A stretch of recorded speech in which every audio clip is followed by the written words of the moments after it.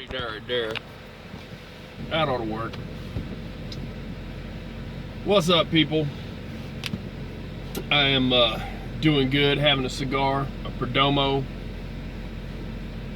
Fresco Maduro, and chilling out here. I couldn't use my forward, or if you call it rear-facing camera on this deal, because the words would have been superimposed and backwards. It wouldn't have said "don't tread on me" so people could read it. And look, if you're from another country and don't know what that means, I want you to be able to look it up. Don't tread on me. The Gadsden Flag. Alright. So I'm just having a cigar, just starting my day. And you know, you get messages on the computer and they talk about when the weather's bad, you're captain of your ship and all this, and I'm just laughing like, going, man, what do they know about being a captain of a ship? And I'm just thinking, okay, fine. So, you've all been promoted to captain. Alright, so if you're going to be a commander of a ship, you need a flag, right? Well, this is the flag I fly. You could use this. This is the 1st Marine Corps flag. Also, 1st Navy flag. Also, first flag they brought into battle and amphibious assault also. That's well, a whole bunch of firsts for this flag. It was designed because, like I was saying, the captain of the ship, commander of a fleet of ships, would have his own flag. Commander of a fleet of ships would have his own flag. So if you're captain of your ship, you need an American flag, you need some kind of flag. Your ensign, your flag. So this was on one of the masts, and then they had the Grand Union flag, which was basically King George's flag with the Union Jack in the corner and the red, but they put white stripes on it. Before they had the official American flag, they had that flag and this one for the Navy. So it was on drums. The Marine Corps, actually the Marines were started at the same time that they needed, you know, an expeditionary force to go after two British ships that were in Nassau in the Bahamas and Bermuda, technically, specifically. They went down there to, they were going to go down there and they were going to capture, harass, steal the weapons and all of that powder from those two ships. They sent a bunch of ships after them. First they went in and they were going to just ride in there, you know, go in there and take the place headlong, and they had lost the element of surprise. They got shot at with a cannon, so they're like, wait a minute. So they went back out to sea a little bit. They found a different place to land, and the fort sent out an expeditionary force to see what they were trying to do.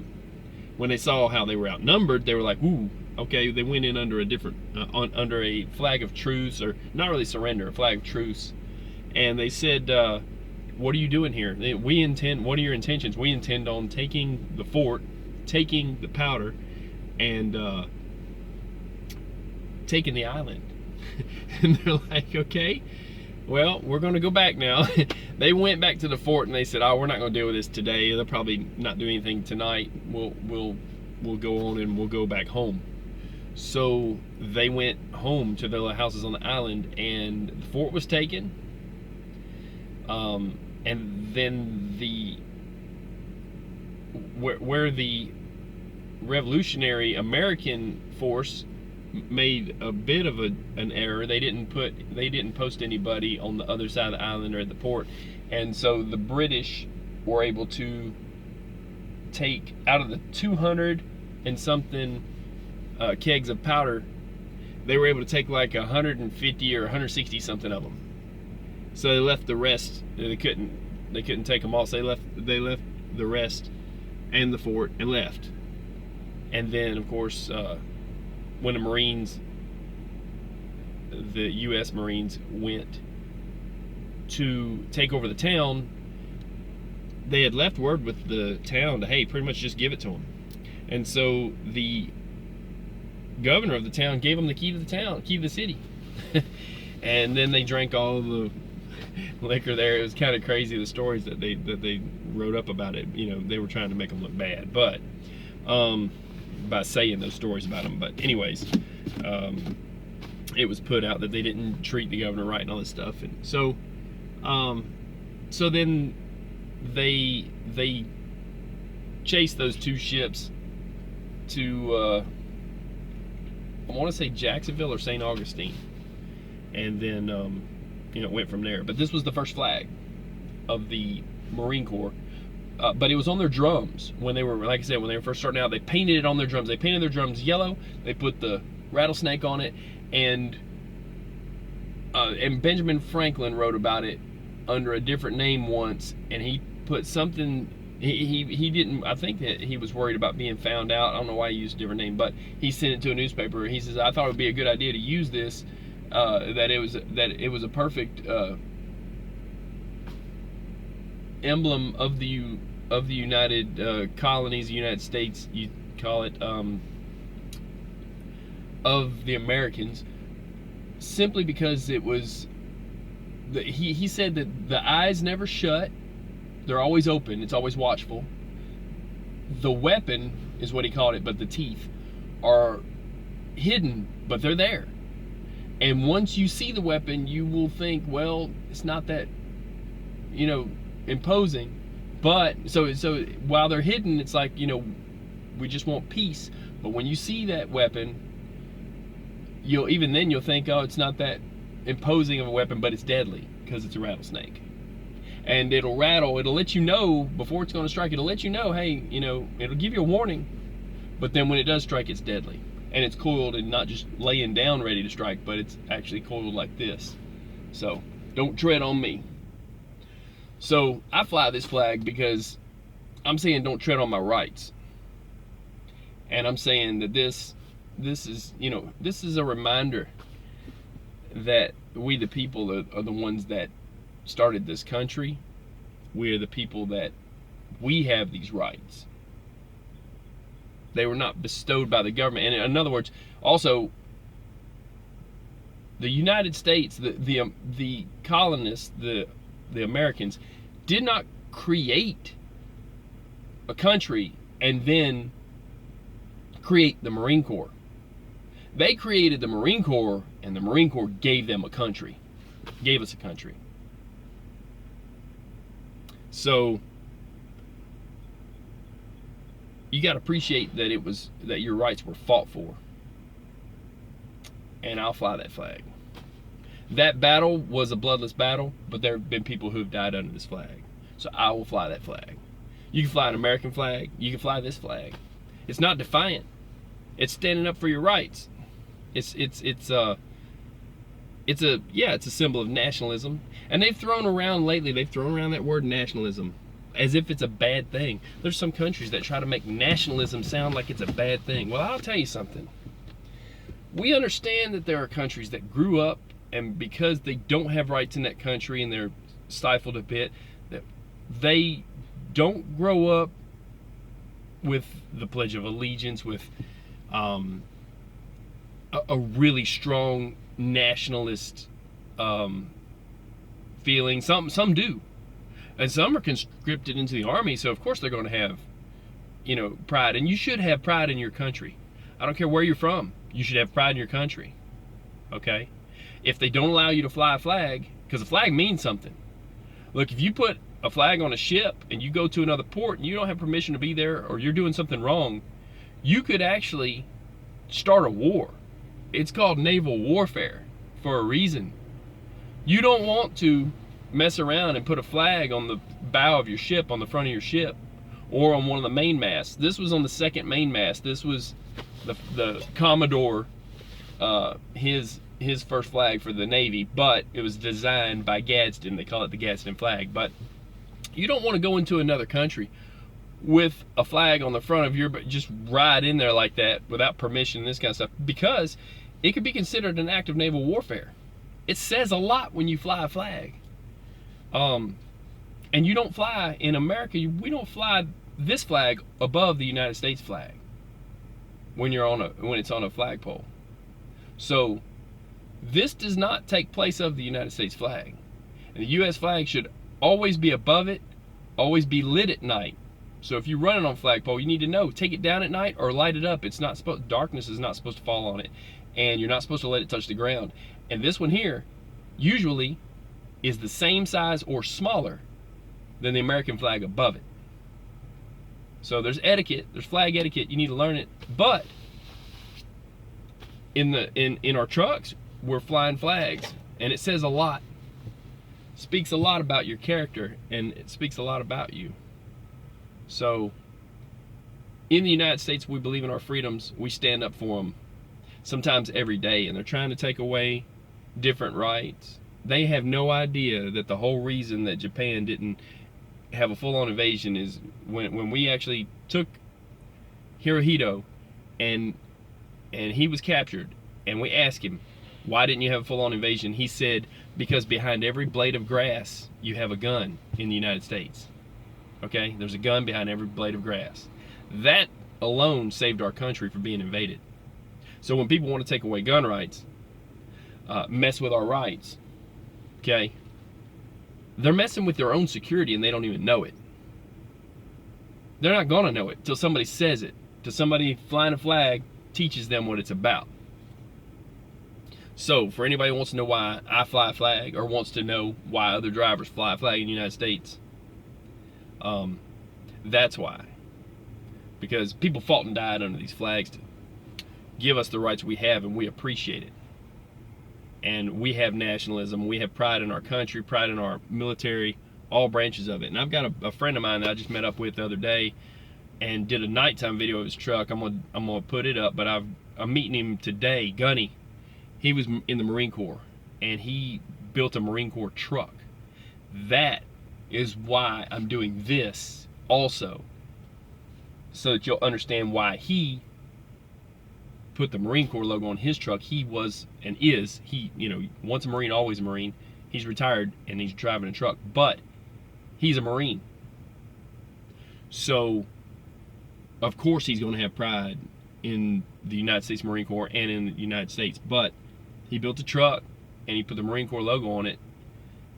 They now have a red flag, of course, with the globe and fouled anchor and all that. But they have a saying, Semper Fidelis. Semper Fi is short for that. It means always faithful. And so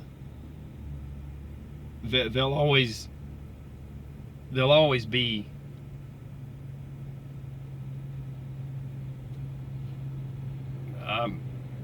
I'm trying to think of the word, because like I said, they're trying to use nationalism as if it's a bad thing in some countries and different places.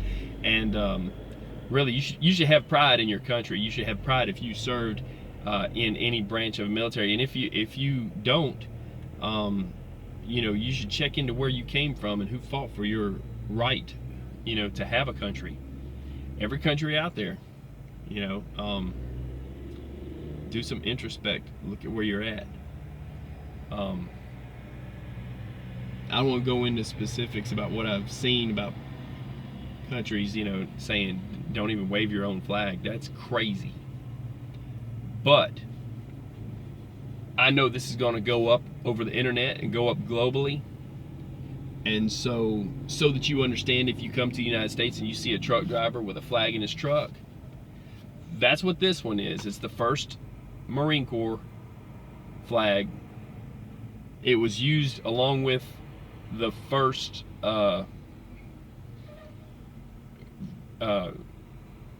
American flag, if you would call it that, in a battle.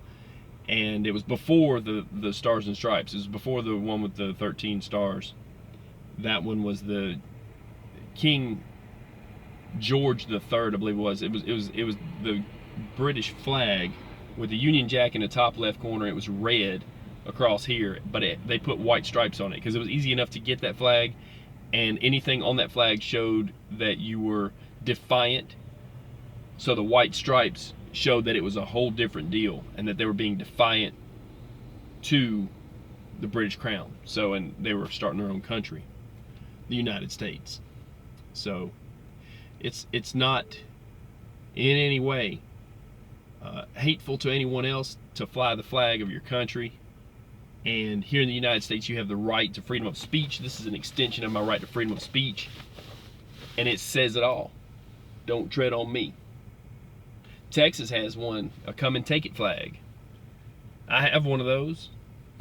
That was about them saying, hey, if you want this cannon, come and take it. They had a flag. I mean, they had a cannon that that Mexico had lent them to the town, and they were like, nope, we're keeping it, and you know, now we're going to use it to defend it. So flags say a lot. So on ships, this went on one of the main masts. It was way up high. Also, the country of origin would go on the other mast way up high. But they kept the country of origin flag on the front, on the bow of the ship, because the ships were so tall, some people couldn't see up that high through all the sails and everything to even see what country it was from or what flag was up there while it's in port. So they would look at the front of the ship, and the front of the ship would have the country's flag. Not this one, the country's flag. So if it's the Navy, it goes, and in the Navy now, the oldest ship in the fleet still flies this flag. So the oldest ship in our Navy fleet right now still flies this flag. So it is a working flag. It's not out of date by any means. Anyways, I'm having this cigar. Like I said, I'm gonna catch up with Gunny, and he'll be around in a bit, and I'm gonna video his Semper Fidelis truck. It's a Peterbilt with an 18 speed. It's sharp as a tack. I like it. He's a really great guy, and you know, you gotta have friends when you drive a truck. I mean, he even offered me a position at his company, helping me out, and he thought, hey, I might want to make a change on that. You know, we meet up as truck drivers. We're friends. You know, we meet up, and if you need tools, you know, your friends will help you out. But we're all truckers. Doesn't matter what country you're in. We're all doing the same job. A trucker knows a trucker. You know, and so if you're from another country and you're coming here, we don't have a problem if you put a plate on the front of your truck that's nationalist, or a sticker on there. I've got a friend that's got one that says Joburg on the front of it, from Johannesburg, South Africa. Okay, he's a white guy, but he's South African, or Afrikaan, if you call it that, however you want to call it. He's got the Joburg plate. I got friends from Jamaica. They've got Jamaican plate. I've got, you know, hey, we get it. You have the right to do that here. Okay? But, real quick, and before I go, I'll show that. Yeah.